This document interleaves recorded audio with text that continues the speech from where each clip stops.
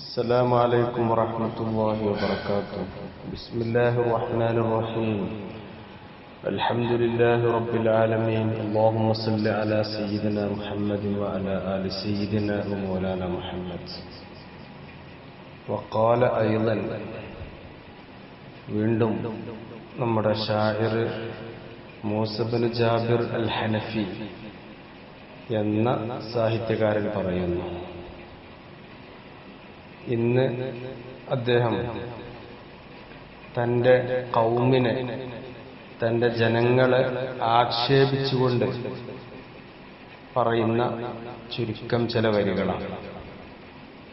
അവര് മൂസ ബിൻ ജാബിർ എന്നവരെ സഹായിക്കുകയോ അതല്ലെങ്കിൽ വേണ്ട ഇടപെടലുകൾ നടത്താതൊക്കെ വരുമ്പോൾ, അതേപോലെ തന്നെ അവര് അദ്ദേഹത്തോട് കളവ് പറഞ്ഞ് ഒഴിഞ്ഞു മാറിയ ചുരുക്കം ചില ആളുകളെ കുറിച്ചാണ്.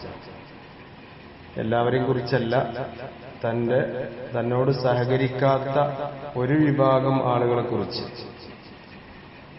അത് ആ പദം സൂചിപ്പിക്കുകയും ചെയ്യുന്നുണ്ട്. ശേഷം വരുന്ന ഒന്നാമത്തെ വരിയിലെ ആ പദം അതറിയിക്കുന്നുണ്ട്. ഏതായിരുന്നാലും അദ്ദേഹം തന്നോട് സഹകരിക്കാത്തവരെ പറ്റി പറയുന്ന വാക്കുകളാണ്. ذهبتم ولذتم بالأمير وقلتم تركنا أحاديثا ولحما مضلعا فما زادني إلا سناء ورفعة وما زادكم في الناس إلا تخضعا فما نفرت جني ولا كل مبرد ولا أصبحت طيري من الخوف بقعا ذهبتم ولذتم. ذهبتم നിങ്ങൾ പോയി, തന്റെ ഖൗമിനോട് പറയാം, നിങ്ങൾ പോയി. വലുതും നിങ്ങൾ അഭയം തേടി, അതല്ലെങ്കിൽ നിങ്ങൾ ഓടി. ലാദ യലൂദു ലൗദ്, ലവാദൻ ലിവാദൻ ലിയാദൻ ലുവാദൻ എന്നൊക്കെ മസ്തറുകളുള്ള ഒരു ഫിഅലാണ് ലാദ. നസറ യൻസുറു ബാബാണ് ലാദ യലൂദു. ധാരാളം മസ്തറുകളുണ്ട്. ലാദ ശഖ്സു എന്ന് പറഞ്ഞാൽ ഹറബ എന്നാണ്, ഓടി. വെറു ഓട്ടല്ല. മുസ്തഖിഫീന വ മുസ്തതിരീന ബഅ്ലുകും ബിബഅ്, അവരിങ്ങനെ പരസ്പരം ചിലരെ മറച്ചു വെച്ചുകൊണ്ടുള്ള ഒരു ഓട്ടമാണ്. അതാ പറഞ്ഞത്, തന്റെ ഖൗമ് മുഴുവനായിട്ട് ഇദ്ദേഹത്തോട് സഹകരിക്കാത്തവരല്ല, ചിലർ. ആ ഓടിപ്പോകുന്നവർ തന്നെ അവരിങ്ങനെ പുറകിലേക്ക് തിരിഞ്ഞു നോക്കും, കാണുന്നുണ്ടോന്ന്. അങ്ങനെ അത്തരത്തിലുള്ള ഒരു ഓട്ടം, അതാണ് ലാദ എന്ന് പറഞ്ഞത്. എന്നാൽ ലാദ ശഖ്സു ബിൽ ഖൗമി എന്ന് പറയുമ്പം ഇൽതജഅ ഇലൈഹിം വസ്തഗാത ബിഹിം എന്നൊക്കെയാണ്. ചുരുക്കത്തിൽ ലാദ എന്നതിന് ധാരാളം അർത്ഥങ്ങളുണ്ട്. ഇവിടെ ദഹബ്തും നിങ്ങൾ ഓടിപ്പോയി, ദഹബ്തും നിങ്ങൾ പോയി, വലുതും നിങ്ങൾ ഓടിപ്പോയി. ചിലരെ കാണാത്ത രീതിയിൽ മറച്ചു വെച്ചുകൊണ്ട് നിങ്ങൾ പോയി. ബിൽ അമീരി, അമീറാകുന്ന അബ്ദുൽ മലിക് ബിൻ മർവാൻ. അപ്പൊ അബ്ദുൽ മലിക് ബിൻ മർവാൻ എന്ന അന്നത്തെ കാലത്തെ ഭരണാധികാരിയിലേക്ക് നിങ്ങൾ അഭയം തേടിക്കൊണ്ട് പോയി. എന്നിട്ടോ ഖുൽതും നിങ്ങൾ പറഞ്ഞു, തുരിക്ന അഹാദീസൻ വലഹമൻ മുവല്ലഅ. അങ്ങനെ പോയി നിങ്ങൾ പറഞ്ഞു, എന്ത്? തുരിക്ന, ഞങ്ങൾ ഉപേക്ഷിക്കപ്പെട്ടിരിക്കുന്നു. അഹാദീസൻ കൽ അഹാദീസി എന്നാണ്. ഞങ്ങള് പിന്നെ ഉപേക്ഷിക്കപ്പെട്ടിരിക്കുന്നു മദ്കൂരീന ഇന്നാ തുരിക്ന മദ്കൂരീന അലൽ അൽസിനതി കൽ അഹാദീസി എന്നാണ് അസ്ല്. അത് ചുരുക്കി പറഞ്ഞാണ് അഹാദീസൻ എന്ന്. അഹാദീസ അഹാദീസൻ എന്ന് ബൈത്തിന് വേണ്ടി പറഞ്ഞതാണ്. അപ്പൊ ഞങ്ങള് ജനങ്ങളുടെ നാവുകളിലൂടെ പറയപ്പെടുന്ന നിലയിൽ ഞങ്ങള് ഒഴിവാക്കപ്പെട്ടിരിക്കുന്നു, ഉപേക്ഷിക്കപ്പെട്ടവരാണ്. അഥവാ ഞങ്ങൾ രാജാവാകുന്ന നിങ്ങളിലേക്ക് അഭയം തേടുകയാണ്. ജനമനസ്സുകളിൽ ജനങ്ങളുടെ നാവിലൂടെ ഞങ്ങളിങ്ങനെ പറയപ്പെടുന്നുണ്ട്. ഞങ്ങളെക്കുറിച്ച് പലരും പറയുന്നുണ്ട്, ഒന്നിനും കൊള്ളാത്തവരാണ്, അതല്ലെങ്കിൽ ഒന്നുമില്ലാത്തവരാണ് എന്നൊക്കെ പറയുന്നുണ്ട്. ഞങ്ങൾ നിങ്ങളിലേക്ക് അഭയം തേടുന്നു എന്ന്. വലഹ്മൻ മുവല്ലഅ, കഷ്ണിക്കപ്പെട്ട ചെറിയ ചെറിയ കഷ്ണങ്ങളായി വിഹിതമാക്കിയ ഇറച്ചി കഷ്ണം പോലെയും ഞങ്ങൾ ഒഴിവാക്കപ്പെട്ടവരാണ്. അങ്ങനെ പറയാൻ കാരണം എന്താ? ലഹമ് പറയാൻ കാരണം ലഹമ് പെട്ടെന്ന് കേടുന്നു പോവല്ലോ. അത് പാകം ചെയ്യാതെ ഇറച്ചി കഷ്ണാക്കി വെച്ചിട്ടുണ്ടെങ്കിൽ പെട്ടെന്ന് ഫസാദായി പോകും. അതുകൊണ്ട് പറഞ്ഞതാണ് ലഹമൻ മുവല്ലഅ. അവിടെയും ഇവിടെയും വെക്കപ്പെട്ട വിഹിതിക്കപ്പെട്ട ഇറച്ചി കഷ്ണം പോലെ ഞങ്ങൾ ഒഴിവാക്കപ്പെട്ടവരാണ്.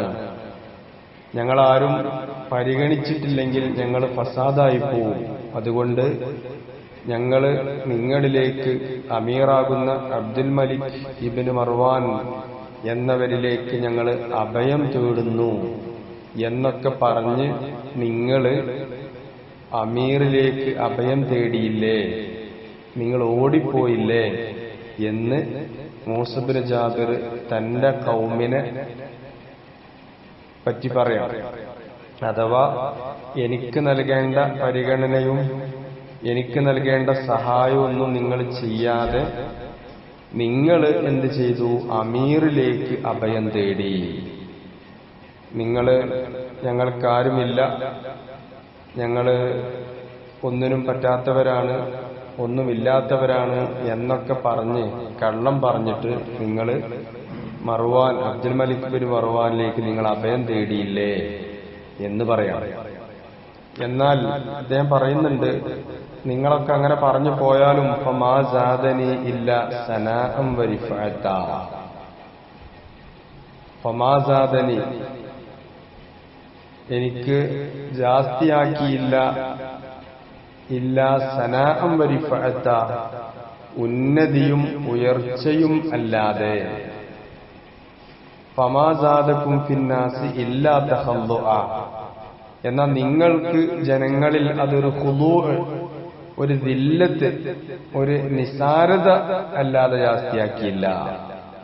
നിങ്ങൾ എന്നെ സഹായിക്കാതെ നിങ്ങൾ അമീറിലേക്ക് അഭയം തേടി കളവ് പറഞ്ഞു പോയി, എന്നാൽ എനിക്കൊരു ചുക്കും പറ്റിയിട്ടില്ല.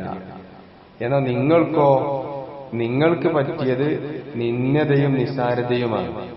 ജനങ്ങളുടെ ഇടയിൽ നിങ്ങൾ ഒന്നുമല്ലാത്തവരായി പോയി, എനിക്കതുകൊണ്ട് ഒന്നും പറ്റിയിട്ടില്ല.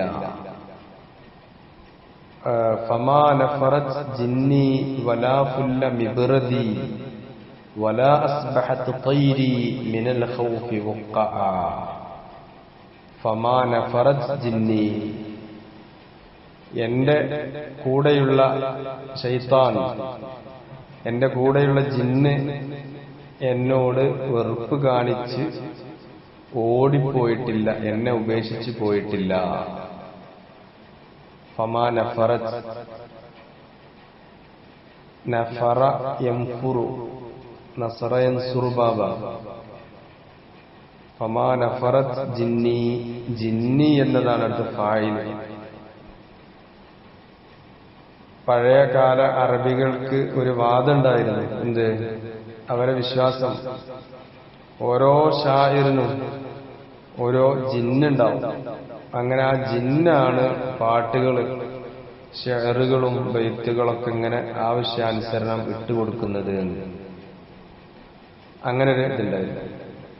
അങ്ങനെ അവർക്ക് പാട്ട് പാടാൻ പറ്റാതെ അല്ലെങ്കിൽ പാട്ട് എഴുതാൻ പറ്റാതൊക്കെ ആവുമ്പോ അവര് പറയുന്നത് നഫറത്ത് മിൻഹു ജിന്നുഹു എന്ന് പറയും.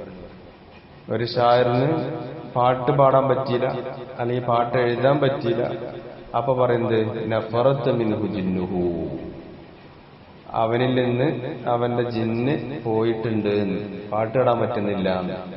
അതാണ് അസ്ല് പ്രയോഗം. പിന്നീട് എന്ത് ചെയ്തു?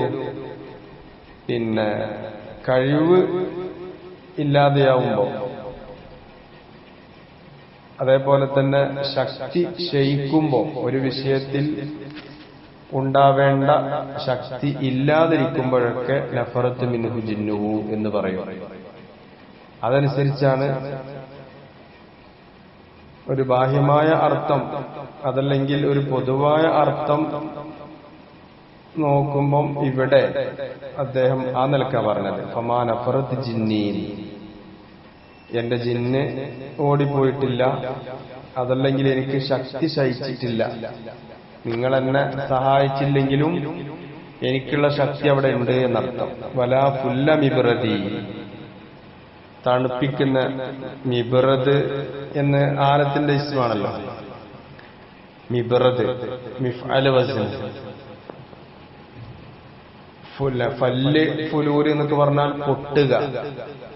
അസ്സൽമു ഫിസ്സൈഫി, വാളിലുള്ള പൊട്ടൽ, അതെനിക്കാണ് എന്താ പറയാ ഫല്ല് ഫുലൂര് എന്ന് പറയാം. ഇവിടെ വാളിൽ ഉള്ള പൊട്ടനും പൊതുവായിട്ട് മൊത്തത്തിലും സെൽമു ഉപയോഗിക്കും. മിബ്രത് ആലത്തിന്റെ ഇസ്മ, മാ യബ്റുദു ബിഹി അൽ ഹദീദ്,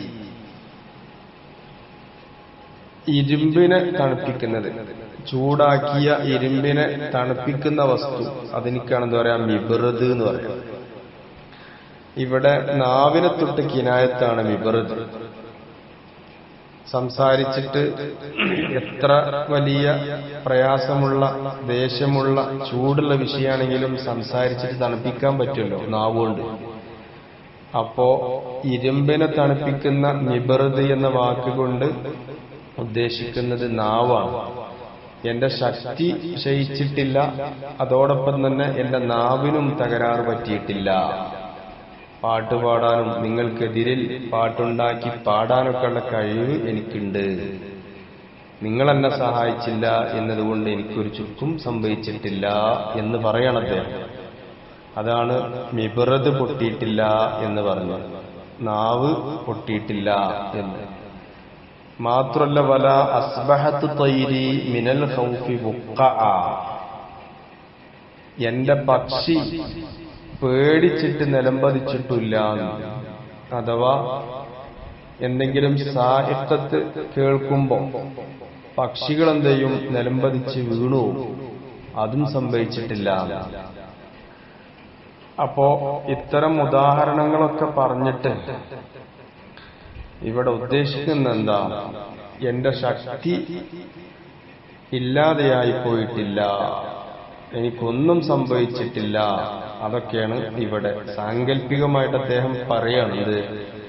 ഒരു പക്ഷിയെ സങ്കല്പിച്ചിട്ട് എന്തെങ്കിലും സാഹിത്യത്ത്, എന്തെങ്കിലും അപശബ്ദങ്ങള്, ഭീകരമായിരിക്കുന്ന ശബ്ദങ്ങളൊക്കെ കേൾക്കുമ്പോ പക്ഷികൾ പേടിച്ചിട്ട് നിലംപതിക്കുക, അദ്ദേഹം സങ്കല്പിക്കുകയാണ്. അതുപോലും സംഭവിച്ചിട്ടില്ല.